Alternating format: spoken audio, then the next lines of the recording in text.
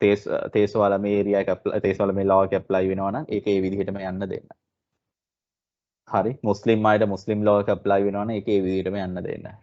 Canadian ප්‍රොවින්සස් වල Canadian law එක apply වෙනවා නම් ඒක ඒ විදිහටම යන්න දෙන්න. කියලා මෙයාලා රට ඒ විදිහට කන්ට්‍රෝල් කරගෙන යනවා. හැබැයි යද්දි මෙයාලට තේරෙනවා මේවල යම් කන්ෆ්ලික්ට්ස් තියෙනවා. ඒ කන්ෆ්ලික්ට්ස් තමයි උදාහරණයක් විදිහට අනිත් අපි ගත්තොත් අනිත් ලෝස් ඒ කියන්නේ තේසවල මේ මුස්ලිම් වගේ නීති ඇරුණුකොට කැන්ඩියන් ලෝ එක ගත්තාම කැන්ඩියන් ලෝ එකේ පීනලයිසින් සිස්ටම් එක ඉතාම දරුණුයි.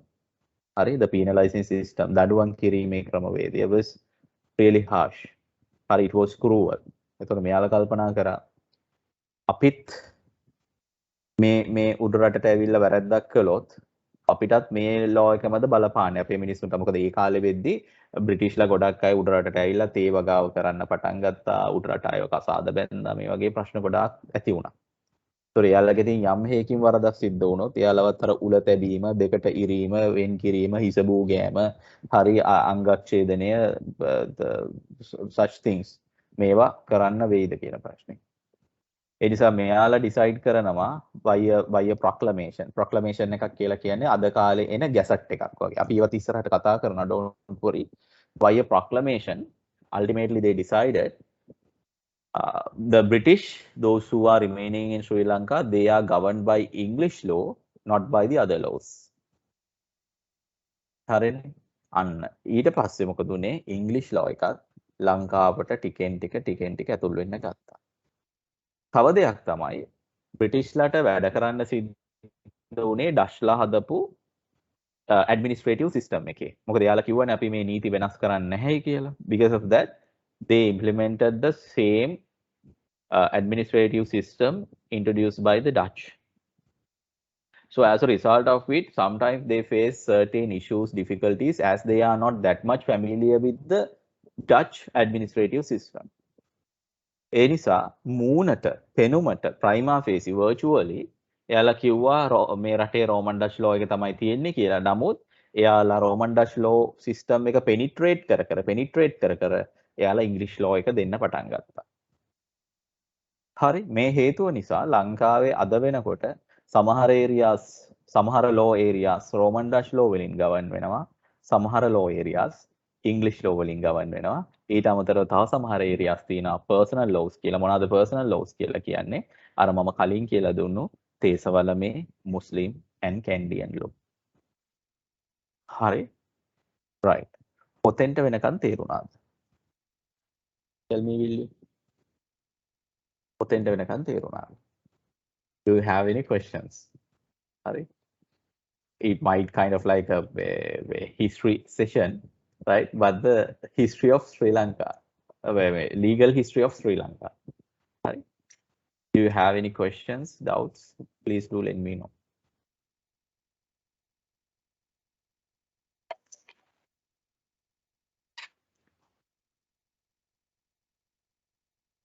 Any questions? Questions නැද්ද? එහෙම නැත්නම් මේකේ මට දැන් මොනවල් ටික පේන්නෙත් නැහැ. වීඩියෝස් ඔෆ් කරලා ඉවරලා කට්ටිය ඉරිදා නිසා වෙන වැඩද? සර් කෝට් සිස්ටම් එක ඉම්ප්ලිමන්ට් උනේ කොයි කාලේ වගේද? කොයි කෝට් සිස්ටම් එකද අහන්නේ? කෝට් සිස්ටම් එකක් අපිට ඩච් පීරියඩ් එකේ තිබුණා. උසාවි සිස්ටම් එකක් අපිට ඩච් කාලේ තමයි උසාවි සිස්ටම් එකක් මුලින්ම ඩෙවලොප් වුණේ ඩච් පීරියඩ් එකේදී. ඩච් පීරියඩ් එකේදී අපිට උසාවි වර්ග තුනක් තිබුණා. සිවිල් රාද්, ලෑන්ඩ් රාද් and රාද්වෑන් ජස්ටිටි කියලා. උසාවි තුනයි. Civil රාද්, land රාද්, රාද්වෑන් ජස්ටිටි. රාද්වෑන් ජස්ටිටි තමයි ඉහළම උසාවි. ඒක තිබුණේ කොළඹයි ගාල්ලේ විතරයි. සිවිල් රාද් කියලා කියන්නේ සාමාන්‍ය සිවිල් මැටර්ස් වලට, ලෑන්ඩ් රාද් කියලා කියන්නේ ගොඩක් මේ ලෑන්ඩ් මැටර්ස් වලට. එතකොට එතනින් තමයි ඇත්තට ඒකයි මම කිව්වේ ඩච්ලා තමයි ඇඩ්මිනිස්ට්‍රේටිව් සිස්ටම් එක ඉන්ට්‍රොඩියුස් කළේ. බ්‍රිටිෂ්ලාට තිබුණේ එතනින් එහාට එක ගෙනියන්න විතරයි. පස්සේ කාලෙදී බ්‍රිටිෂ්ලා විවිධ වර්ගයේ කෝට්ස් අඳුන්වලා දුන්නා. ඒ නිසා තමයි අපේ රටේ මුල් කාලේ තිබුණා ප්‍රයිමරි කෝට්ස් කියලා තිබුණා, ෆැමිලි කෝට් කියලා තිබුණා. ඊළඟට පස්සේ කාලෙක court of appeal supreme court අඳුන්ලා දුන්නා. කිංස් කෝට් තිබුණා. ඔය වගේ ගොඩක් වර්ගයේ කෝට්ස් අපේ රටේ තිබුණා කෝට් සිස්ටම් එක. ක්ලියර්ද? Thank you. හරි එතකොට උත්තරයක් විදිහට ගන්න ඕනේ. ඇත්තටම කෝඩ් සිස්ටම් එකක් අපිට සිස්ටම් එකක් විදිහට අපිට අඳුන්වලා දුන්නේ ඩච් පීරියඩ් එකේදී. හැබැයි අපේ කැන්ඩියන් ප්‍රොවින්සස් වල ඇත්තටම අපිට තිබුණා කෝඩ් සිස්ටම් එකක්. ඒකත් මම කියන්න ඕන අනිවාර්යෙන්ම. ඒ නිසා තමයි ඔය දැන් ඔය අපි ගත්තොත් නොගේගොඩ ගම්සභා හන්දිය කියලා ඇතුළත ඒතර ගම්සභා හන්දියම තමයි උසාවිය පිහිටලා තියෙන්නේ නොගේගොඩ. එතකොට ගම්සභා හන්දිය කියන්නේ එතන තමයි ගම් සභාව පැවැත්තුනේ. ওই උසාවිය තියෙන භූමියේම තමයි ඉස්සර ගම් සභාව පැවැත්තුනේ. එතන ඒ නිසා තමයි එතන ගම්සභා හන්දිය කියන්නේ ගම් සභාවේදී තමයි රජතුමා නම් ගොඩක් වෙලාවට ඉන්නේ නැහැ. එතන ඉන්න ප්‍රාදේශීය ග්‍රාමීය නායකයෝ එයාලා තීරණය කරනවා අහවල් පුද්ගලයා මේ කරපු දේ සම්බන්ධයෙන් වැඩිකාරයා මූ මේ හරක් හොරකමට වැඩිකාරයා මූ අහවලාගේ කුඹුරෙන් හේනෙන් හොරෙන් හොරකම් කරලා තියෙන එකට මූ වැඩිකාරයා ඒ අනුව හිස මුඩුග කරන්න ඕන මුගේ ඇඟිලි කපලා දාන්න ඕන මූව උල තියන්න ඕන ඔවා තීරණය වුණේ ඒ ගම් සභාවේදී. ඒ වගේ ගම් සභා රටේ යම් තැන්වල පිහිටලා තිබුණා. ඒතකොට ඔයාලා හයි දැන් කැන්ඩියන් ප්‍රොවින්සස් වලට නෙමෙයි නොගේගොඩයි තියුනේ කියලා. ඒක තමයි. එතකොට මේ පහතරට ප්‍රදේශවල දැන් නොගේගොඩයි තියෙන පහතරට ප්‍රදේශෙන්නේ. එතකොට පහතරට ප්‍රදේශවලත් ඒ වගේ ගම් සභා පිහිටවලා තිබුණා. එතකොට අපිට කියන්න බෑ අපිට උසාවි එහෙම නැත්නම් නීති පද්ධතියක් අධිකරණ පද්ධතියක් තිබුණේ නැහැම කියලා අපිට කියන්න බෑ. we had then but ඒක මම පිළිගන්නේ මගේ පැත්තෙන් මම පිළිගන්නේ පද්ධතියක් විදිහට මාර ටෙක්නිකල් ස්ට්‍රක්චර්ඩ් සිස්ටම් එකක් ඇත්තටම අපිට ඉන්ට්‍රොඩියුස් කරේ ඩස්ලා.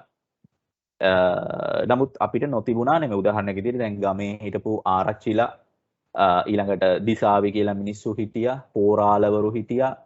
එයාලට බාර දීලා තිබුණා පල්ලේ, පත්තු, හැම කීක ගම් බාර දීලා තිබුණා. එතකොට එයාලට යම්තාක් දුරකට මේ නීති කටයුතු කරන්න බලය දීලා තිබුණා.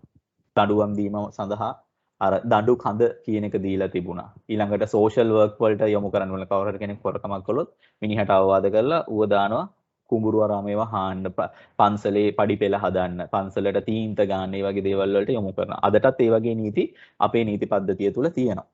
හරි? ඒ නිසා මේ අපිට දේවල් නැතිව තිබුණම නෙමෙයි we had them but we ඒක මෙකැනිසම් එකක් විදිහට සිස්ටම් එකක් විදිහට තිබුණේ නැහැ කියන එකයි මෙතනදී මට කියන්න අවශ්‍ය වෙලා තියෙන්නේ. හරි නේද? තව ක්වෙස්චන්ස් මොන හරි තියෙනවද? සර් එතකොට මේ වෙද්දී රෝමන් ඩච් ලෝ එකයි ඉංග්‍රීසි ලෝ එකයි පර්සනල් ලෝ කියන තුනම තියෙනවද? එතෙන්ට එන්න කලින් තමයි මම ඇහුවේ හොඳ ප්‍රශ්නයක් ඇහුවේ. ඔතෙන්ට වෙනකන් කතාව තේරුණාද කියලා.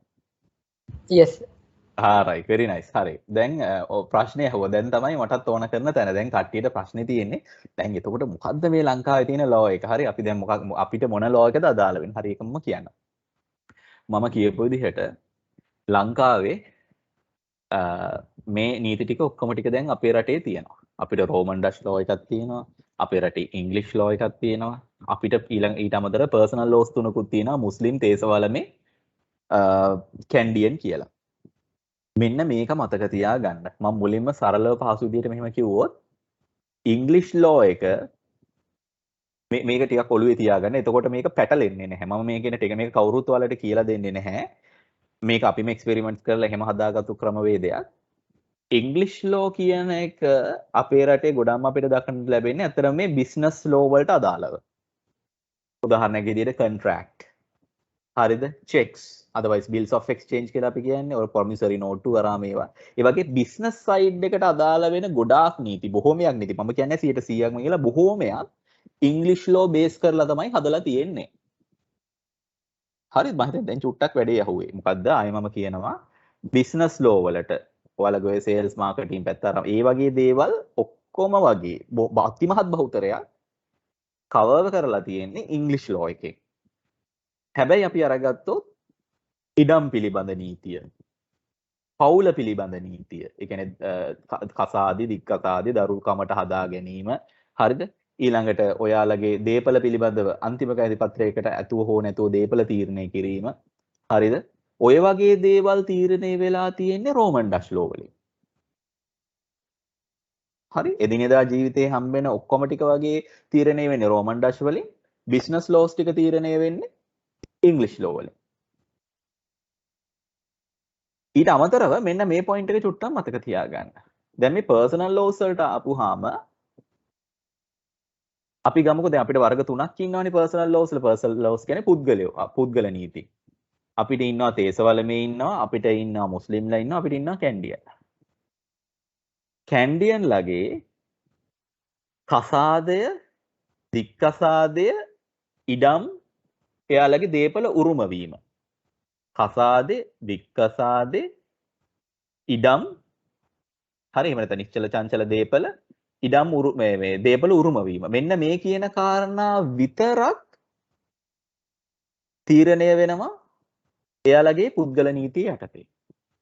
ඒ කියන්නේ කැන්ඩියන් කෙනෙක් කසාද බඳින්නේ කැන්ඩියන් ලෝ එකෙන්. එයාට පුළුවන් වුණනම් සාමාන්‍ය නීතිය යටතේ කසාද බඳින්න දැනට නිකන් මතක තියාගන්නකො. හරි කැන්ඩියන්ස්ලා දෙන්න එක්කෙනෙකුට බෑ දෙන්නම කැන්ඩියන්ස්ලා නම් එයාලට පුළුවන් කැන්ඩියන් නීතියෙන් බඳින්න. උඩරට නීතියෙන් බඳින්න.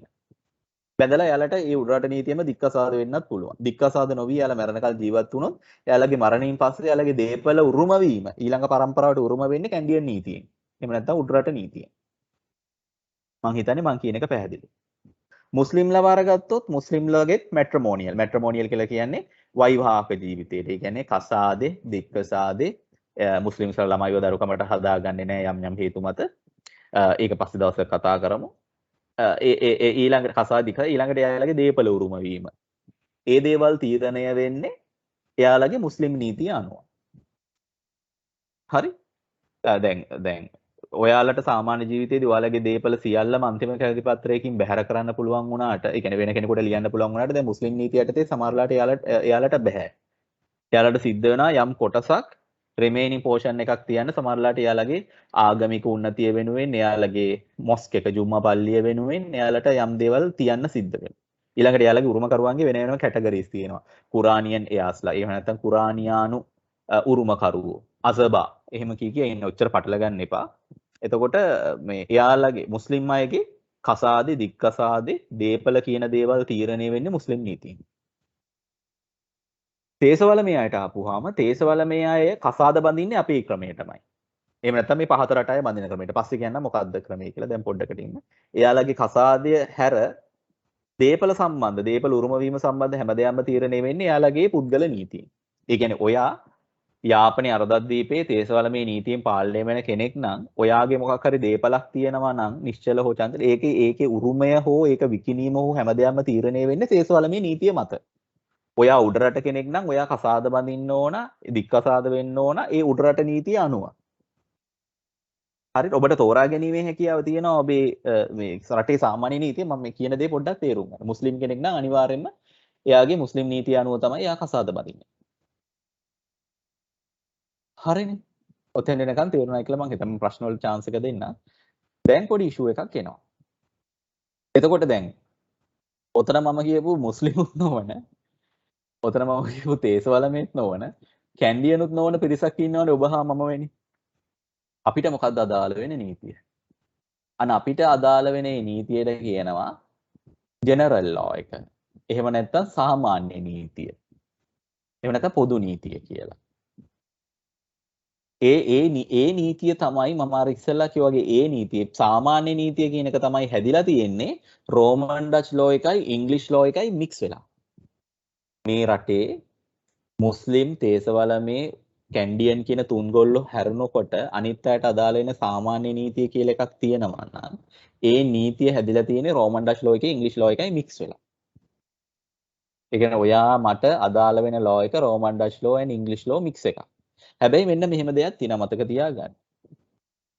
ඔය මම කතා කරපු මැට්‍රිමෝනියල් එහෙම නැත්නම් වෛවාහක දේපල උරුම වීම මේ කියන කාරණා ඇත්තටම ජීවිතේ සිවිල් පැත්තට අදාළ වෙන දේවල්.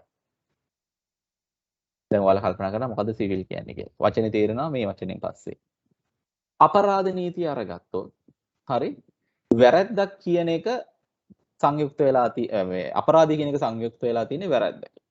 එතකොට වැරැද්දක් කියලා නිර්වචනය කරලා තියෙන මොකක් හරි දෙයක් තියෙනවා නම් ඒ වැරැද්ද අපරාධයක් බවට පත් වෙනවා. ඒකට දඬුවමක් හම්බ වෙනවා.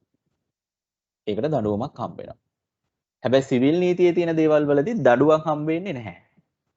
හරි? දැන් ඉඩමක් සම්බන්ධයෙන් ඔයා කාගේ හරි ඉඩමක් බලහත්කාරයෙන් අල්ලගෙන ඉන්නවා නම් ඔය ඒකෙදි සිද්ධ වෙන්නේ ඒ අදාළ කෙනාට ඒ බලහත්කාරයෙන් අල්ලගත්තු කොටස දීලා ඔයාට පැත්තකට වෙන්න සිද්ධ වෙනවා. ඒකට අදාළව ඔයාට වන්දි ගෙවන්න වෙයි. නමුත් ඔයාව හිරේ දාන්නේ මුකුත් කරන්නේ නැහැ. දාන අවස්ථා තියෙන. ඒක වෙනම විදිහකින් එන්නේ අපරාධ නීතිය යටතේ. මෙතනදී ඔළුවට දාගන්න ඕන දේ තමයි අපරාධයක් සම්බන්ධයෙන් අදාළ වෙන්නේ මුළු රටටම එක ලෙස මේ රෝමන් ඩච් ලෝ එකේ ඉංග්ලිෂ් ලෝ එකේ මික්ස් එක. එහෙම නැත්නම් මම කියපු සාමාන්‍ය නීතිය. එහෙනම් මුස්ලිම් මිනිස්සෙක් මොකක් හරි අපරාධයක් කරත් කැන්ඩියන් මිනිස්සෙක් මොන හරි අපරාධයක් කරත් තේසවල මේ මිනිස්සෙක් මොන හරි අපරාධයක් කළත් ඔයා මම අපරාධයක් කළත් අපි හැමෝටම අදාළ වෙන එක නීතියක් තියෙනවා. ඒකට කියනවා පොදු නීතිය. අපරාධයක් සම්බන්ධයෙන් ගත්තාම පොදු නීතිය එහෙම නැත්නම් the general law in Sri Lanka is common to everyone. And the general law is combined with Roman Dutch law and English law. However, when it comes to civil aspects, there are certain conflicts and differentiations. There are certain categories, likewise Kandyan, Tesawalame and Muslim. So such people are governed by their respective personal laws. The remaining portion is again governed by the so-called general law. එතකොට general law එකේව පැති දෙකක් තියෙනවා civil අපරාධ. general law එකේ අපරාධ කියන පැත්තට තියෙන නීතියෙන් මුළු රටම cover වෙනවා. මුළු රටම එක විදිහකට paint කරන්න පුළුවන්. general law එකේ civil කියන aspect එක අරගත්තාම ඒ civil කියන aspect එක කෑලි 4කට කැඩෙනවා. personal laws 3යි. එකක් ඔයා මම වගේ සාමාන්‍ය set එක. එතකොට ඔයා මම වගේ අපිට කොහෙන් ගියත් ජෙනරල් ලෝ එක ඇප්ලයි වෙන්නේ. ක්‍රිමිනල් වේවා, සිවිල් වේවා, මම කියන්නේ ලෑන්ඩ් වේවා, බිස්නස් වේවා මොන දේ වුණත් ජෙනරල් ලෝ එකෙන් අපි ගවර්න් වෙන්නේ. හැබැයි මෙතන අපේ ඩිස්කෂන් එකේ ඉන්න අපි මුස්ලිම් කෙනෙක්ව අරගත්තොත් එයා ක්‍රයිම්ස් වලදී ගවර්න් වෙන්නේ අර අපි හැමෝටම ඇප්ලයි වෙන ජෙනරල් ලෝ එකෙන්. But when it comes to his marriage, properties, he is governed by his personal law. මුස්ලිම් අයට තෝරා ගැනීමක් තියෙනවද එතකොට මේ විවාහ වීම මුස්ලිම් අයට ඇත්තටම තෝරගන්න පුළුවන් නමුත් උන් තෝරගන්න. ඒකයි වෙලා තියෙන ප්‍රශ්නේ. නෑ එහෙම නෑ. ගොඩක් වෙලාට එයාලගේ තියෙන ආගමික බැඳියාවත් එක්ක එයාලා ගොඩක් ආගමට ඇටච් අය. එයාලා ගොඩක් වෙලාවට එයාලගේ ඕල්මයිටි අල්ලා ගැන විශ්වාස කරනවා. ඉතින් එයාලා ඒ නිසා විශ්වාස කරනවා ඒ උරුමෙන් ලැබිච්ච දේ එයාලා ඒ අනුවම ඉදිරියට ගෙනියන්න ඕනේ කියලා. මෙතනත් ඇති මුස්ලිම් අය එයාලා සම්බන්ධයෙන් කිසිම විරුද්ධ දෙයක් කියන්නේ නැහැ. මගේ අතින් වැරදි දෙයක් කියවෙනවා නම් ඒ මාව නිවැරදි කරන්න. එතකොට සාමාන්‍යයෙන් එයාලට දෙවියෝ කියනවා නම් පෝක් කන්න එපයි කියලා එයාලා කන්නේ නැහැ. ඒක එයාලගේ රූල් එකක්. ඒක එයාලා ඒ විදිහටම පිළිපදිනවා. හරි? මම ගොඩාම විශ්වාස කරන්නේ මේ මුස්ලිම් අයට ඇත්තටම ලොකු ලැබීමක් මන් දන්නේ පරිසරයෙන්ද ස්වභාව ධර්මයේද සමහරලාට තියෙන්නේ එයාලා ඒ විදිහට රිලීජියස් විදිහට ජීවත් වෙන නිසා. හරි කොහොම හරි දවසට 5 වතාවක් ප්‍රේ කරගන්නවා සිකුරාදට අනිවාර්යයෙන්ම ජුමා බලන්න අපි කම්පැරටිව්ලි බෞද්ධයෙක් කරගත්තොත් ජීවිතේ පන්සලකට යන්නේ නැහනේ. හරි මම මේ ආගම් අතර ප්‍රශ්නයක් තියෙනවා මම කියන්නේ ඒ නිසා එයාලා වරණය කියන තැනට ආපුවම එයාලා තෝරගන්නේ එයාලගේ ආගමෙන් උරුමෙන් එයාලට ලැබෙන දේ. හැබැයි මම දැකලා තියෙන කැන්ඩියන්ස්ලා ගොඩක් ඉන්නවා. කැන්ඩියන්ස්ලා දැන් අද වෙනකොට දෙන්නම කැන්ඩියන්ස් වුණත් එයාලා කැන්ඩියන් ලෝ එකෙන් බඳින්නේ නැහැ. මොකද පස්සේ කාලෙකදී එයාලගේ පරම්පරාව වලට ඒක මේ ලොකු ප්‍රශ්න වලට මුහුණ දෙන්න සිද්ධ වෙයි කියලා එයාලා ජෙනරල් ලෝ එකෙන් කසාද බඳිනවා. එයාලා කසාද බඳින වෙලේදී ඔයා තෝරගන්නේ ජෙනරල් ලෝ එකද එතනින් පස්සේ දිගටම ඔයා ජෙනරල්. වගේ දරුවෝ පවා ජෙනරල් වෙනවා. ඒ නිසා සමහරවිට මෙතනත් ඇති මේ මුලින් කැන්ඩියන්ස්ලා බට් පස්සේ කාලෙකදී එයාලා ජෙනරල් වලට කන්වර්ට් වෙලා තියෙනවා. නමුත් ඒ වගේ වරණයක් කවදාවත් මං එන්න පුතේ. ඒ වගේ වරණයක් කවදාවත් මම දන්න තරමින් මුස්ලිම් අය තෝරගන්නේ නැහැ. මම ඉන්නවා මගේ යාළුවෝ කීප දෙනෙක්ම ඉන්නවා එයාලා ඒ කියන්නේ එයාලගේ අර රූල් එකක් වගේ තියෙන සමහරවල්ලාට වෙන කල්චර් එකක කෙනෙක්ව කසාද බඳිනවා නම් ඒ කල්චර් එකේ කෙනා මුස්ලිම් ලෝ එකට ඒ රිලිජන් එකට එන්න ඕන ඉස්ලාම් වලට කන්වර්ට් වෙන්න ඕන රිවර්ට් වෙන්න ඕන. එහෙම නොවි සමහරලාට තමන්ගේ රිලිජන් එක අතහැරලා අනිත් රිලිජන් එක බාරගත්තු අය හරි එහෙම නැත්නම් මම කියන්නේ ඒතිස්ට් කෙනෙක් කියලා. නමුත් රිලිජන් එක ගැන හිතන්නේ නැතුව ආදරය වෙනුවෙන් ජීවිතේ ගැට ගහගෙන ඉන්න මිනිස්සු මම පුද්ගලිකව මම දන්නවා. ඒ නිසා වරණය කියන එක එයාලට තියෙනවා. නමුත් එයාලා ඒක ගන්න නැහැ. මොකද ඒක ගත්තොත් වෙන්නේ සමහරලාට එයාලගේ සම්පූර්ණ පරම්පරාවේ පෙඩිග්‍රී එකෙන් එයාලා වයින් කරනවා. එයාලට ලොකු සමාජ අපවාදයක් හැදෙනවා. එයාලගේ කල්චර් එකෙන් ඊළඟට මම දන්න විදිහට එයාලට මුස්ලිම් පල්ලියට ඇක්සස් නැති වෙනවා. ওই වගේ ගොඩක් දේවල් තියෙනවා. ඒ නිසා ඒ දේවල් නැති කරගන්න කැමති නැහැ. ඒ නිසා මේ ගොඩක් වෙලාවට මේ රිලිජන් එකේම ඉන්න තමයි උත්සාහ කරන්නේ. ඔව් පුතේ ඔයගේ ප්‍රශ්නේ අහන්න. සර් කියන්නේ දැන් කැන්ඩියන් දෙන්නේ බැඳලා සර් දැන් කිව්වේ ළමයිනුත් කැන්ඩියන් ලෝ එකෙන් එනවා කියලා. එතකොට ඒ ළමයි කවදාරි බඳිද්දී යාලට ජෙනරල් ලෝ එන්න පුළුවන්ද? කියන්නේ එතකොට ඕන වෙලාවක පුළුවන්. ඕන වෙලාවක ඒක අතරින්න පුළුවන්. හැබැයි ආයෙ ගන්න බෑ. ඒක තමයි තියෙන ප්‍රශ්නේ. අතෑරියොත් අතෑරියාමයි. අතෑරියොත් අතෑරියා. ඔව්. ඒ කියන්නේ තෝරා ගැනීමක් කරන්න පුළුවන් ඕන කෙනෙක්ට. තෝරා ගැනීමක් කරන්න පුළුවන්. ඒ ෆ්‍රීඩම් එක දීලා තියෙනවා. උඩරට විවාහ නීති ආඥා පනත යටතේ. හරි. එතකොට තේසවලමේලා කසාද බඳින්නේ අපි විදිහටම සාමාන්‍ය නීතියෙන්. ඒ කියන්නේ 1907 අංක 1 දරන විවාහ ලියාපදිංචි කිරීමේ ආඥා පනත කියලා එකක් තියෙනවා. ඒ යටතේ තමයි අපි කසාද බඳින්නේ. එතකොට එයාලත් අපි වගේමයි සාමාන්‍ය විදිහට කසාද බඳින්නේ. හැබැයි මුස්ලිම්ලා එහෙම නැහැ. මුස්ලිම්ලාට තියෙනවා MMD එහෙම නැත්නම් මුස්ලිම් මැරේජ් ඇන්ඩ් ඩිවෝස් ඇක්ට් කියලා එකක්. කැන්ඩියන්ස්ලාට තියෙනවා කැන්ඩියන්ස් මැරේජ් ඇන්ඩ් ඩිවෝස් ඇක්ට් කියලා. එයාලා කසාද බඳින්නේ ඒ යටතේ. හරි. දැන් තව එකක් තියෙනවා මේ non muslim කෙනෙකුට මුස්ලිම් වලට රිවර්ට් වෙලා එයාට ඒ කියන්නේ ඉස්ලාමික් මැරේජ් එකක් කරගන්න පුළුවන්. හැබැයි කැන්ඩියන් කෙනෙකුට ඒ විදිහට රිවර්ට් වෙන්න බෑ. කැන්ඩියන් වලට කන්වර්ට් වෙන්න විදිහක් හදලා දීලා නැහැ. අතාරින්න විතරයි පුළුවන්. ආයේ එන්න විදිහක් හදලා දීලා නැහැ. හරිනේ ක්ලියර් නේද? එතකොට මෙතෙන් වෙනකම් මම හිතන්නේ තේරෙනවා. දැන් මම පොඩි ප්‍රශ්නයක් අහන්න යන්නේ. හරි? ඔව් ඔව්. තේසවලමේ කට්ටියටත් එහෙමද චූස් කිරීම පුළුවන් කරන්න පුළුවන්? තේසවලමේ කට්ටිය කොහොමද මැරේජ් එක අපේ ක්‍රමයටනේ. එයාලගේ මැරේජ් සිස්ටම් දීපල ඒවා මේවා සම්බන්ධ බෑ. දීපලවලදී බෑ. දීපල ඒ විදිහටමයි යන්නේ. දීපලවලදී ඒ කියන්නේ දැන් අතාරින්න බෑ. එයාලට ඒ යන විදිහටම යන්න ඕන. කැන්ඩියන් වලදී විතරයි ඒකත් අතෑරියොත් විතරයි යාලගේ ඒ දේපල සාමාන්‍ය ක්‍රමයට පාලනය වෙන්න පටන් ගන්න. අර මුස්ලිම් තේසවලම දෙකම අනිත් ඒවා ඒ විදිහට කරන්න ඕනේ. ඒ විදිහටම කරන්න ඕන. ඒ විදිහටම කරන්න. හරි. රයිට්. මුස්ලිම් කෙල්ලෙක්ව සෙට් වෙලා තින්නේ නෑනේ. හරි. මේ ඕකේ. හරි. very good. ඒ අහන එක හොඳයි. එතකොට healthy discussion එකක් අපිට ගෙනියන්න පුළුවන්. හරි. දැන් මම ඉතුරු කොටසට යන්න කලින් මෙතෙන්ට වෙනකන් කියපු ටික තේරුණාද කියලා පොඩ්ඩක් කියන්නකෝ. Hari, are you clear with everything that we discussed for the time being? Yes. Sir that එකට ඉස්සර අර රෝමන් කියන කෑල්ල ආපු විදිය පොඩ්ඩක් කියන්න ආයෙ පොඩ්ඩක්. හරි ආයෙ කියන්නම්. තව කවුරු හරි සර් කියලා දෙතුන් දෙනෙක් කිව්වා. මම ඒ ප්‍රශ්නෙට උත්තරේ දීලා ඉන්නද? මම ඒ ප්‍රශ්නෙට උත්තරේ දීලා ඉන්නද? අහන්න මම මේ ප්‍රශ්නෙට උත්තරේ දීලා ඉන්න. මට තප්පරයක් දෙන්න. හරි. ඕකේ. මෙන්න මෙහෙමයි. ඩශ්ලා කියන්නේ ඔය එයාලගේ නිජ භූමිය තමයි හෝලන්ඩ්. පෝලන්ත නෙමෙයි පෝ නෙමෙයි පී නෙමෙයි H හොලන්ඩ් කියලා දෙමුනේ. දැන් එයාලා තමයි ඔය නෙදර්ලන්ඩ් කියලා කන්වර්ට් වෙලා ඉන්නේ. හරි? ඔය ගොඩක් වෙලාට තැඹිලි පාට අඳිනවා ෆුට්බෝල් වලට ප්‍රසිද්ධයි ඒ රට. එතකොට මේ නෙදර්ලන්ඩ්ස්ලාගේ ඒ මෙහෙම දැන් වගේ හරියට ඉරි ගහලා වෙන් කරලා තිබුණේ නැහැ ලෝක සිතියේ මේ රටවල්. එයාලගේ ඩෙවලොප්මන්ට්ස් තිබුණා. කොහොම හරි එයාලගේ ඒ ප්‍රදේශයේ තිබිච්ච ලෝ එක තමයි ඩච් ලෝ එක. හරි? ඒක ඩච් කියලා කියන්නේ හේතුවක් තියෙනවා. ඒකට ජර්මන් වලින් පොඩි ඉන්ෆ්ලුවන්ස් එකක් තියෙනවා. හරි ස්කැන්ඩිනේවියන් වලින් පොඩි ඉන්ෆ්ලුවන්ස් ඕ ලොකු කතාවක්. අපි වෙනම දවසක ඒක ඩිස්කස් කරමු. අපි හම්බෙච්ච දවසක.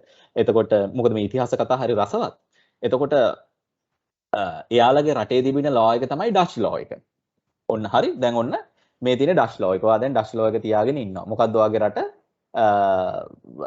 හොලන්ඩ්. නැත්නම් අද කාලේ වෙනකොට ඒක නෙදර්ලන්ඩ්. ඔයා මේ ලෝ එක ඔයාගේ රටේ තියාගෙන ඉද්දි ඔයාගේ රට ආක්‍රමණය කරනවා. ඔයාගේ රට කොන්ක කරනවා. ඇවිල්ලා අල්ල ගන්නවා. කවුද? රෝමන් එම්පයර්. රෝමන් එම්පයර් මෙහෙම එද්දි රෝමන් එම්පයර් ළඟ තියෙන ලෝ එක මොකද්ද? රෝමන් ලෝ. ඔන්න එයා රෝමන් ලෝ අරගෙන මේ රටට ආවා. මේ රටේ තියෙන ලෝ එක මොකද්ද? ඩච් ලෝ එක. රෝමන් එම්පයර්ගේ රෝමන් ලෝ එකයි රටේ තියෙන ඩච් ලෝ එකයි එකට මික්ස් වුණා. මර්ජ් වුණා. අන්න හැදුනා රෝමන් ඩච් ලෝ. ඊට පස්සේ හොලන්ඩ්ලා නෙදර්ලන්ඩ්ලා උන් දේශ ගවේෂණය කරන පිරිස්. උන් කරේම රටවල් ගිහිල්ලා අල්ලගත්තු එක. බ්‍රිටිෂ්ලා මේ ලෝකෙම අල්ලගෙන කොමන්වෙල්ත් කියන සිස්ටම් එක හදන්න කලින් ඩච්ලා තමයි ඇත්තරම නෙදර්ලන්ඩ්ලා තමයි ලෝකෙ ගොඩක් රටවල් අල්ලන් හිටියේ. එතකොට මේ රෝමන් ඩච් කියන ලෝ එක මෙයාලා ගිහිල්ලා ඉන්ට්‍රොඩියුස් කරනවා ඒ යාලා අල්ලගත්තු රටවල් වලට. අන්න රෝමන් ඩච් ලෝ ඇති වුණා. හරි දැන් ක්ලියර්ද ඒ කතාව? ඔව් සර්. thank you. right හරි. කවුද හරි ගෑනු ළමෙක් ප්‍රශ්නයක් ඇහුවා. පුතේ කියන්න වගේ ප්‍රශ්නේ? also මේ ජෙනරල් ලෝ එක කොටස් දෙකයි කියවනේ සිවිල් ලෝ and ක්‍රිමිනල් ලෝ. එතකොට සිවිල් ලෝ එකයි පර්සනල් ලෝ එකයි කියන්නේ දෙකම එකක්ද ඒක දෙකක්ද? සිවිල් ලෝ එක සිවිල් ලෝ පාර්ට් එක ඇතුලේ තමයි පර්සනල් ලෝස් තියෙන්නේ. හැබැයි මේ පර්සනල් ලෝස් වලට ක්‍රිමිනල් ඇස්පෙක්ට් එකක් නැහැ. ඒකට තියෙන්නේ සිවිල් ඇස්පෙක්ට් එකක් විතරයි. තේරුන්නේ නැහැ වගේද? නෑ සර් හරි හරි නේද? right. හරි. තේරුම් නැත්තම් කියන්න. ප්‍රශ්න තියාගෙන නම් ඉස්සරහට යන්න එපා. එතකොට නිකන් මේක එපා වෙනවා. මේක ඊටාම ආසාවෙන් කරන්න මේ නීතිය කියන එක මේ දේවල් ටික ඇති සාමාන්‍ය ජීවිතේ ඔයාලට ජීවත් වෙන්න. හරි. එතකොට දැන් ඔයාලා දන්නවා එහෙනම් අපේ රට අපි අරගත්තාම අපේ රටේ මෙහෙමයි හොඳ ප්‍රශ්නයක් ඒතන ඇහුවේ මම ඒකට චූටි උත්තරයක් දීලා ඉන්න මෙන්න මේ විදිහට. ඇත්තටම පුතේ ලෝකේ ඕනම රටක අපිට දකින්න පුළුවන් මූලිකම විභේදනය the distinction එක තමයි අපිට දකින්න පුළුවන් criminal law civil law කියන දෙක. criminal law කියන්නේ something offensive. හරිද? ඒක offensive වෙන්නේ කොහොමද කියන එක මම ඉස්සරහට දැන් කියලා දෙනවා. ඔයාලට බය වෙන්න එපා. හරි අපි ජීවිතේ කරන දෙයක් කොහොමද ඔෆෙන්සිව් වෙන්නේ? එහෙම නැත්නම් ඒක ක්‍රයිම් එකක් කියලා කියන්නේ කොහොමද කියන එක මම කියලා දෙනවා. එතකොට ජීවිතයේ තියෙන දේවල් නීති සිස්ටම් එකක් කොටස් දෙකකට බෙදෙනවා. එකක් තමයි ක්‍රිමිනල් පැත්ත. ක්‍රයිම්ස්. ක්‍රයිම්ස් කියලා කියන්නේ මොනවද? පොතේ පොඩි නෝට් එකක් දාගන්න ඔෆෙන්සිව් things. කවුරු කොහොමද ඔෆෙන්ස් කියලා තීරණය කරන්න කියලා පස්සේ කියලා දෙන්න. හරිනේ. එතකොට ඔයා දන්නවා ලංකාවේ මේ ඔෆෙන්සිව් කියන පැත්තට ආපුවම ක්‍රිමිනල් කියන පැත්තට ආපුවම මුළු ලංකාවම අස්සක් මුල්ලක් නැර ඉන්න හැම එකාටම මේ මිනිස්සයා මුස්ලිම්ද සිංහලද දෙමළද ටැමිල්ද තේසවලමේද මොකද්ද කියන එක අදාළ නැහැ. යාට අදාළ වෙන්නේ ඒ ජෙනරල් ලෝ එක. එහෙනම් මුස්ලිම් මිනිස්සෙක් ක්‍රයිම් එකක් කළොත් හරි ඒ ජෙනරල් ලෝ එක ඇප්ලයි වෙනවා. හරි සිංහල බෞද්ධයෙක් සිංහල කතෝලිකයෙක් අපරාධයක් කළොත් එයාට අර මම කියපු ජෙනරල් ලෝ එක ඇප්ලයි වෙනවා. හරි ඒ ට්‍රැක් එකේ මතක තියාගන්න ලංකාවේ ජෙනරල් ලෝ කියන එක හැදිලා තියෙන්නේ කොහොමද? ලංකාවේ ජෙනරල් ලෝ කියන එක හැදිලා තියෙන්නේ කොහොමද? ක්‍රයිම්ස් වලට අදාළව රෝමන් ඩච් ලෝ එකනොයි ඉංග්‍රීසි ලෝ එකනොයි. මම හිතන්නේ ඒ ලයින් එක තේරුණා. දැන් අනිත් ලයින් එකේ එන්න.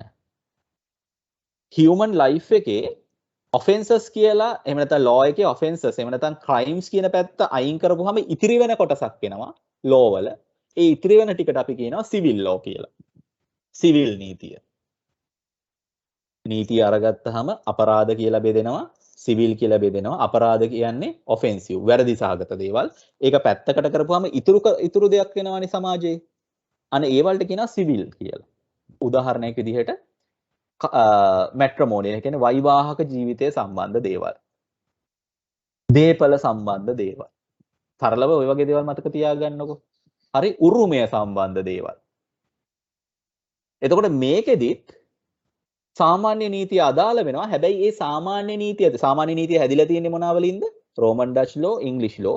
හැබැයි ඒ සාමාන්‍ය නීතිය අදාළ වෙන්නේ නැතුව අසාමාන්‍ය විදිහට සලකන පිරිසකුත් ඉන්නවා. එයාට අදාළ වෙන නීතියට අපි කියනවා personal laws කියලා. personal laws තුනයි ලංකාවේ තියෙන්නේ. මොනවාද තුන? තේසවලමේ, මුස්ලිම්, කැන්ඩියන්. ඉස්සලා කියලා දුන්න විදිහට අවශ්‍ය අවස්ථාවලදී එයාලගේ වෛවාහක, ඒ කියන්නේ කසාද දික්කසාද, ඒ දේවල් සම්බන්ධයෙන් සහ දේපල සම්බන්ධයෙන් අදාළ වෙන්නේ මේ දේවල්. එතකොට අර දරුවා අහපු විදිහට මේ personal laws කියන තුන තියෙන්නේ අර civil category එකේ විතරයි. civil නීතිය යටතේ විතරයි. එහෙනම් සිවිල් නීතිය යටතේ ඔයාලට සාමාන්‍ය නීතියක් තියෙනවා තේසවලමේ කැන්ඩියන් මුස්ලිම් කියන පුද්ගල නීති තුනක් තියෙනවා. හැබැයි අපරාධ නීතිය යටතේ එහෙම එකක් නැහැ. අපරාධ නීතිය යටතේ තියෙන එක ලයින් එකක් විතරයි. මොකද්ද අර සාමාන්‍ය නීතිය. සාමාන්‍ය නීතිය මේකෙදි වගේම හැදිලා තියෙන්නේ මොකෙන්ද? රෝමන් ඩච් ලෝ, ඉංග්‍රීසි ලෝ කියන දෙක මර්ජ් වෙලා. මම හිතන්නේ දැන් මම කියන කතාව ඊටාම හොඳට පැහැදිලිව තේරුණා. සර් thank you දැන් තමයි තේරුනේ. හරි. හරි. තව කාට හරි ප්‍රශ්නයක් ඔව් අහන්න පුතේ. අහන්න. සර් මේ එතකොට දැන් යනවනේ concept එකකට one country one law කියලා. එතකොට සර් මේ concept එකට ඔන්න මාව අමාරුවේ දාන්න යන්නේ. ඒ concept එකට සර් මේ law එක apply කරන්නේ කොහොමද? ඒකට බලපාන්නේ civil law and the හරි. අපරාධ law එකයි. හරි. සිවිල් ලෝ එක සම්බන්ධයෙන් දැන් ක්‍රිමිනල් ලෝ එක one law one country කියන්නේ ක්‍රිමිනල් ලෝ අපිට කොහොමද දැන් ඇප්ලයි වෙනවා. ඒ කියන්නේ ඔයා හෙරොයින් ග්‍රෑම් 5ක් අතේ තියන් හිටියත් මුස්ලිම් කෙනෙක් හෙරොයින් ග්‍රෑම් 5ක් අතේ තියන් හිටියත් ඒ හැමෝටම අදාළ වෙන ක්‍රිමිනල් ලෝ එක එකයි. හැබැයි මේ ප්‍රශ්නේ එන්නේ විශේෂයෙන්ම විවාහය දේපල කියන සම්බන්ධ ප්‍රශ්නේදී. දැන් ඔය කොහෙන් හරි කරකිලා දැන් මට මේ කතා කරන්න වෙනවා අනේ මන්ද මහේෂ් සර් මේක ප්‍රශ්නයක් වෙයිද කියලා. මහේෂ් සර් ඉන්නවනම් සෙෂන් එකේ මේ නමුත් ඔයාලට මේකට උත්තර නොදීත් බෑ. දේපල සම්බන්ධයෙන් ප්‍රශ්න අපිට කොහොම හරි විසඳ ගන්න පුළුවන්. මොකද ඒක එකරයින් අපිට කියන්න පුළුවන් හරි දේපල සම්බන්ධයෙන් ලංකාවේ ආදාළ වෙන්නේ සාමාන්‍ය නීති කියලා. ඕක අපිට හදා ගන්න පුළුවන්. මොකද ඒ කියන්නේ ඇත්තටම ඔය කැන්ඩියන් නීතියෙන් පාලනය වෙන, තේසවලමේ වලින් පාලනය වෙන දේපල ප්‍රමාණය ඉතාම සුළු ප්‍රමාණයක්. අතිමහත් බහුතරයක් දේපල පාලනය වෙන්නේ අර මම කියපු කොමන් ලෝ එකෙන්, ජෙනරල් ලෝ එකෙන්, ඒ කියන්නේ රෝමන් ඩච් ඉංග්‍රීසි කියන මික්ස් එකෙන්. හැබැයි උතන ප්‍රධාන ප්‍රශ්නේන සංඝටකය වෙන්නේ මුස්ලිම් ලෝ එක. මේ මුස්ලිම් ලෝ එකේ කැන්ඩියන් එකේ එන විවාහය සම්බන්ධයෙන්. එතනදිත් කැන්ඩියන් එක ෆ්ලෙක්සිබල් වෙලා තියෙනවා. මුස්ලිම් එකේ පොඩි පොඩි ප්‍රශ්න ටිකක් තියෙනවා වයස සම්බන්ධයෙන්.